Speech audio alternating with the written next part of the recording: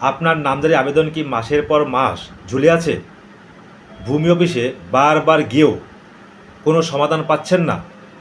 তাহলে ভিডিওটি শেষ পর্যন্ত দেখুন, কারণ একদম শেষে আমি এমন একটা আইনি উপায় বলবো যেটা জানলে অনেক ক্ষেত্রে অযথা বছরের পর বছর অপেক্ষা করতে হবে না। অধিকাংশ মানুষ এই বিষয়টি জানেন না।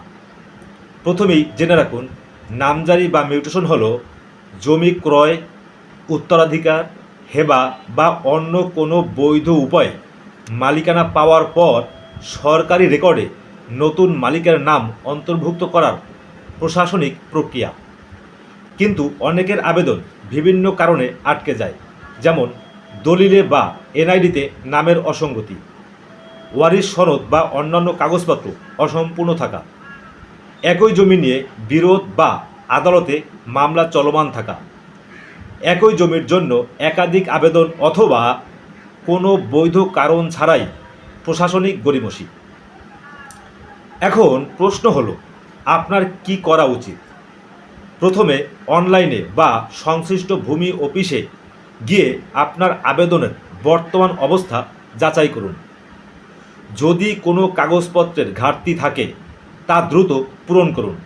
আর যদি কোনো কারণ ছাড়াই আবেদন দীর্ঘদিন ধরে ঝুলে থাকে, তাহলে মৌখিকভাবে নয়, লিখিতভাবে সংশ্লিষ্ট সহকারী কমিশনার ভূমি এর কাছে আবেদন করুন এবং দ্রুত নিষ্পত্তির অনুরোধ জানান।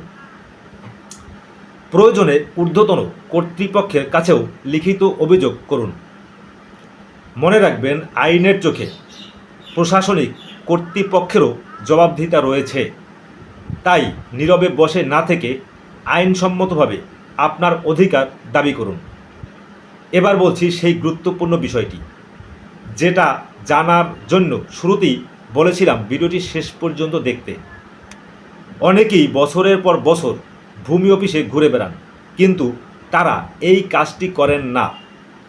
সেটি হলো, লিখিতভাবে জানতে চান না ঠিক কোন আইনি কারণে তাদের নামজারি আবেদন আটকে রাখা হয়েছে। মৌখিক কথার কোনো মূল্য নাই। আপনি যদি লিখিতভাবে কারণ জানতে চান, তাহলে কর্তৃপক্ষকে আইনি কারণ দেখাতে হবে। আর যদি কোনো বৈধ কারণই না থাকে, তাহলে সেই অযথা বিলম্বকে আইনসঙ্গতভাবে চ্যালেঞ্জ করার সুযোগ তৈরি হয়।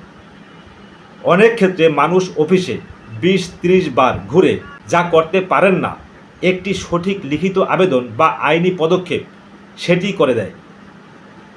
আপনার নামজারি নিয়ে কোনো সমস্যা থাকলে কমেন্টে লিখুন, আমি চেষ্টা করব আইন অনুযায়ী উত্তর দিতে।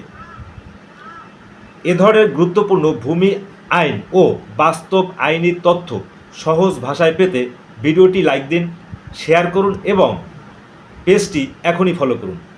ধন্যবাদ, আজকে পর্যন্তই।